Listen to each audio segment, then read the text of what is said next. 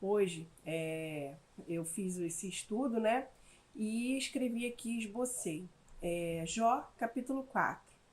No 4.1 ao 2, capítulo 4, versículo 1 ao 2, a hesitação de Elifaz em falar com Jó. Elifaz era o amigo de Jó. Eles tiveram um diálogo, né, nesse capítulo 1 e 2, né? E aí esse diálogo, ele fala, eu anotei aqui, ó. Jó começa com Elifaz respondendo ao discurso de Jó, que foi uma lamentação angustiada sobre sua vida e a dor que ele estava sofrendo. Antes de começar a sua resposta, ele faz uma pergunta a Jó: se alguém falar, ficará sem fôlego. Elifaz está preocupado que suas palavras possam fazer com que Jó responda com mais impaciência e raiva. Ou seja, já pode-se dizer que Jó estava conversando com o seu amigo Elifaz com muita impaciência, com muita raiva por tudo que ele estava passando.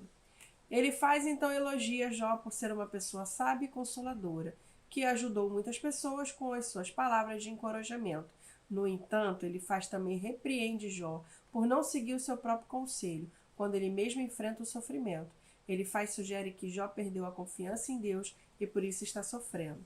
No entanto, a perspectiva de Elifaz sobre o sofrimento é questionada por Jó, que argumenta que nem sempre os justos são recompensados e os ímpios punidos.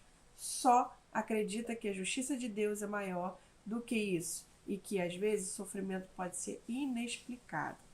O discurso de Elifaz em Jó 4 nos faz lembrar que muitas vezes procuramos justificar o sofrimento com nossas próprias teorias, quando na verdade não somos capazes de compreender completamente os caminhos de Deus, embora o sofrimento pode ser o resultado do pecado ou a falta de confiança em Deus.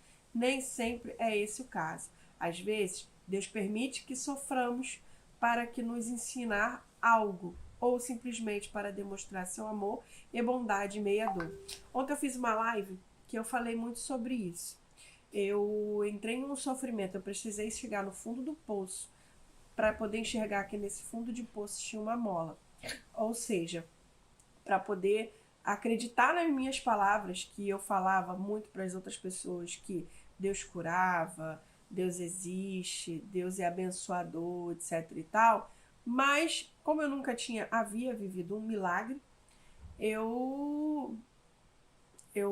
assim, milagre da vida, todo mundo vive, mas um milagre assim exponencial, um milagre urgente, sabe? Eu nunca tinha vivido ainda. E eu precisei viver esse milagre, que foi a cura de um câncer, para poder fazer jus a todas as palavras que eu proferia para as outras pessoas com relação a Deus.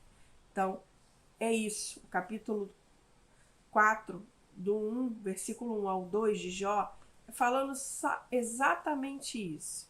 Aí a gente vai para o capítulo, continua no capítulo 4, no versículo de 3 ao 6. O elogio e a acusação de Elifaz a Jó. Aí, gente, entra o julgamento. Ele primeiro elogia Jó e depois julga ele, porque que ele está passando por todo esse sofrimento, né? Aí vem assim, ó. Elifaz continua sua resposta ao discurso de Jó, onde questiona a sabedoria de Jó e sugere que seu sofrimento pode ser resultado de seu próprio pecado e falta de confiança em Deus. Jó 4, 3 e 5.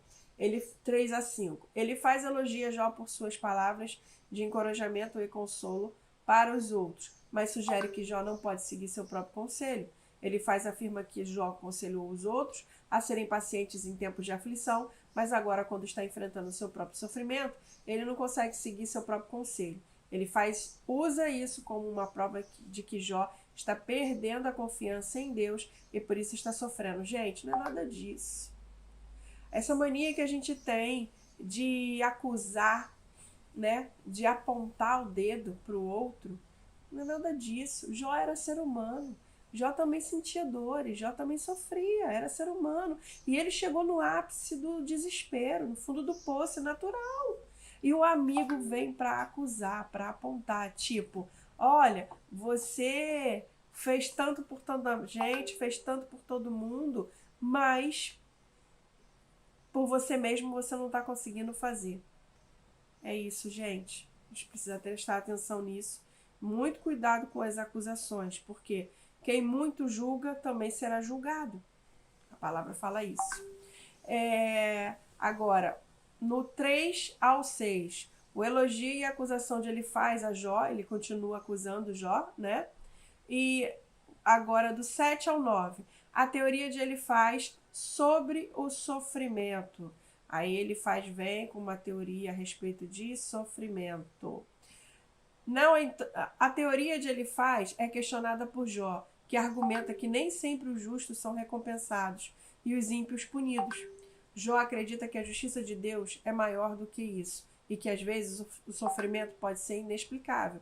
Ou seja, Elifaz acusou Jó, dizendo que Jó tinha feito algo, né? Ou não tinha acreditado em Deus, por isso que ele estava sofrendo. E aí ele veio com a resposta dizendo que não, que tem sofrimento que não tem explicação. E que tem sofrimento que é para nosso crescimento, para ganharmos autoridade, para que a gente entenda e aprenda e cresça, se torne adulto. Deixamos de ser crianças, porque tem muita gente, tem muito adulto no corpo de adulto, mas na essência tá lá como criança ainda. E criança pirracenta, birrenta, tudo isso. Vamos lá, gente.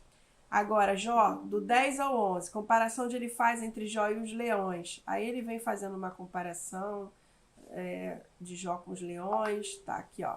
Elifaz compara Jó a um leão forte que foi quebrado e destruído por sua própria maldade. Ele sugere que assim como os leões que semeiam problemas, colherão problemas. Jó também está sofrendo porque semeou o mal. No entanto, essa visão simplista do sofrimento é questionável. O livro de Jó nos ensina que o sofrimento pode ter várias causas e nem sempre é resultado direto do pecado pessoal de alguém. Além disso, a comparação de Jó com um leão destruído é desumana e desrespeitosa, especialmente considerando que Jó está sofrendo profundamente com a perda de sua família, seus bens e sua saúde. Em vez de culpar Jó pelo seu sofrimento, devemos lembrar que a graça de Deus é maior do que nossos pecados e falhas. A misericórdia de Deus é suficiente para nos amar e nos ajudar, mesmo quando erramos. Devemos aprender a confiar em Deus em meio ao sofrimento e buscar sua graça e ajuda. Gente, cara, isso é muito cruel. Parem de apontar o outro, o erro do outro, e comece a olhar para os seus próprios erros. A gente tem o hábito de ficar olhando sempre o telhado do outro, o defeito do outro, e não olhamos para nós mesmos. Sabe essa coisa da religiosidade? Parem com essa coisa de religiosidade. Ah, isso não é de Deus. Ah, fulano não está fazendo o que Deus está mandando, por isso que está sofrendo. Ah, que isso... Gente, Jesus Cristo foi comparado a Beelzebu pelos escribas. Por quê? Porque estava incomodando eles.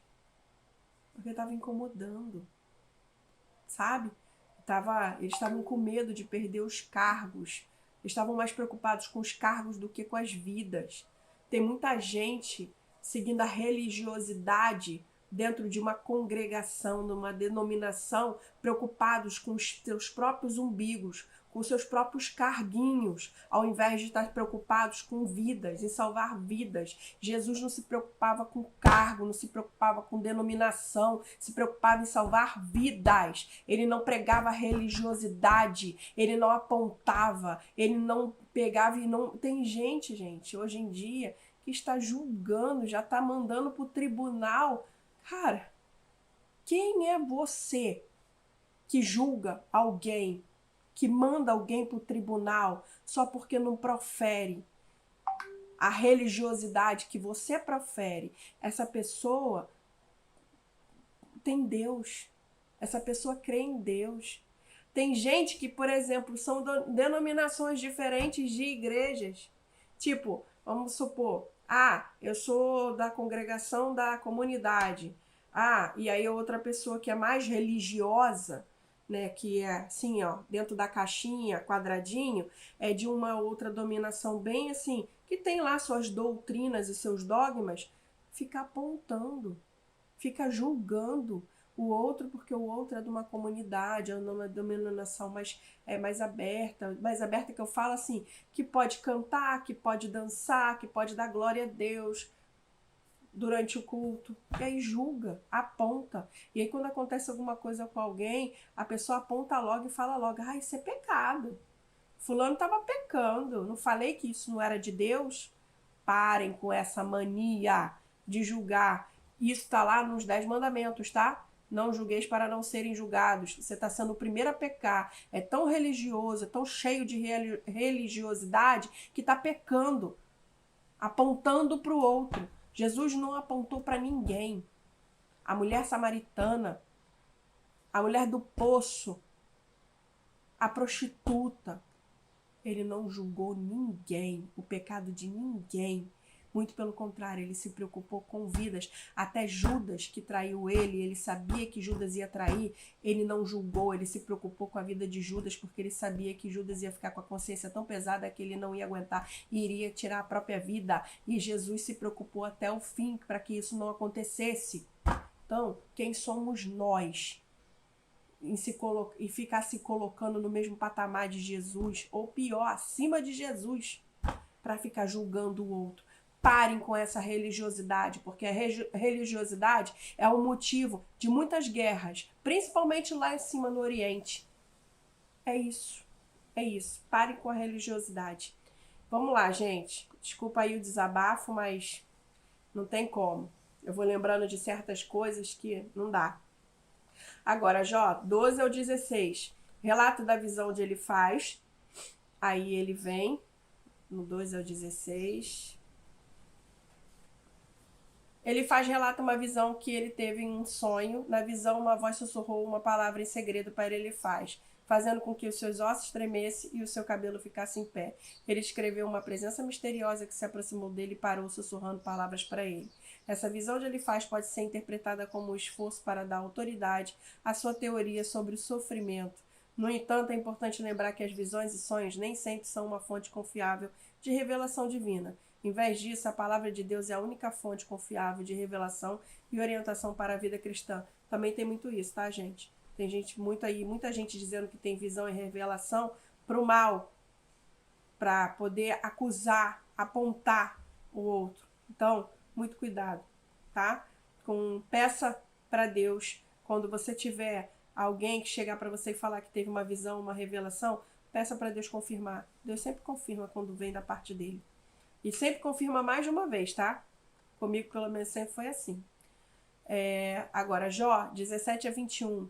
A justiça de Deus é a mortalidade do ser humano. Vamos lá, gente. Ele relata a palavra que ele acredita ter ouvido em sua visão. Ele faz uma pergunta retórica. Pode um mortal ser mais justo do que Deus? Pode-se um homem ser mais puro do que o seu Criador? Ele está afirmando que o ser humano é pecaminoso e impuro em comparação com Deus, que é perfeito e justo. Essa afirmação é verdadeira e reflete a natureza pecaminosa da humanidade. A Bíblia nos ensina que todos pecaram e caíram da glória de Deus, Romanos 3:23, e que não há um justo nem mesmo um, Romanos 3:10. A natureza pecaminosa da humanidade nos torna impuros e indignos de comparecer diante de um Deus santo. No entanto, a mensagem de Jó vai além disso. Jó argumenta que, embora a humanidade seja pecaminosa, nem todo sofrimento é necessário um castigo divino pelo pecado pessoal. Em vez disso, sofrimento pode ser o resultado de forças maiores, como o pecado no mundo, o livre-arbítrio dos outros ou as limitações da natureza humana. Além disso, a afirmação de ele parece sugerir que Deus não se importa com a humanidade. No entanto, sabemos que isso não é verdade. A Bíblia nos ensina que Deus ama a humanidade e está profundamente envolvido em nossas vidas. Jesus Cristo, o Filho de Deus, veio ao mundo para demonstrar o amor de Deus pela humanidade e nos oferecer salvação à vida eterna. Resumo. Jó 4, 17 a 21. Nos lembra da natureza pecaminosa da humanidade e da nossa impureza diante de um Deus santo. No entanto, devemos lembrar que nem todo sofrimento é necessário um castigo divino pelo pecado pessoal e que Deus ama a humanidade e está profundamente envolvido em nossas vidas. Devemos confiar em Deus em meio ao sofrimento e buscar sua graça e ajuda para enfrentar os desafios da vida. Por isso, gente, eu deixo uma reflexão aqui para os nossos dias de hoje, tá? Eu até escrevi. O livro de Jó é uma fonte rica de sabedoria e lições valiosas para os nossos dias. Em peculiar, capítulo 4 nos lembra que as palavras e teorias dos nossos amigos e conselheiros nem sempre são confiáveis e úteis. 2. Ele faz um dos amigos de Jó, começa seu discurso elogiando Jó por sua sabedoria e encorajamento aos outros. No entanto, logo ele passa a sugerir que o sofrimento de Jó é castigo divino por algum pecado que ele cometeu. 3. Essa teoria é baseada na crença comum da época em que a prosperidade e o sofrimento eram um reflexo direto da justiça ou injustiça de uma pessoa. No entanto, Jó refuta essa teoria, argumentando que o seu sofrimento não é um castigo divino pelo seu pecado pessoal.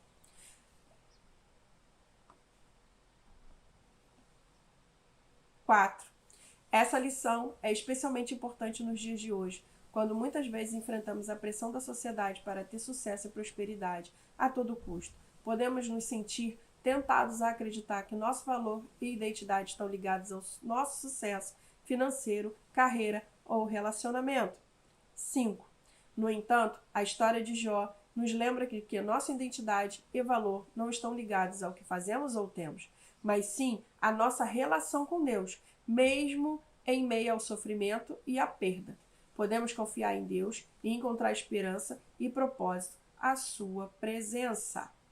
Além disso, devemos ser cuidadosos em relação aos conselhos e às palavras dos nossos amigos e conselheiros, principalmente, tá, gente? Aquele que está perto da gente, aquele que se diz amigo, de repente não é tão amigo assim, ou está tão cego pela religiosidade que logo aponta, que logo julga, é o primeiro a se levantar para julgar. Vamos lá. Nem sempre suas teorias e opiniões são baseadas na verdade e podem ser prejudiciais na nossa fé e vida. Devemos buscar a sabedoria e orientação de Deus em sua palavra e na comunhão com outros cristãos maduros e sábios. É isso, gente. Deixa aí esse estudo de Jó 4, capítulo 4, inteiro aí para vocês, que, desculpa aí o desabafo, mas é isso. Muito obrigado, fiquem com Deus. Tchau!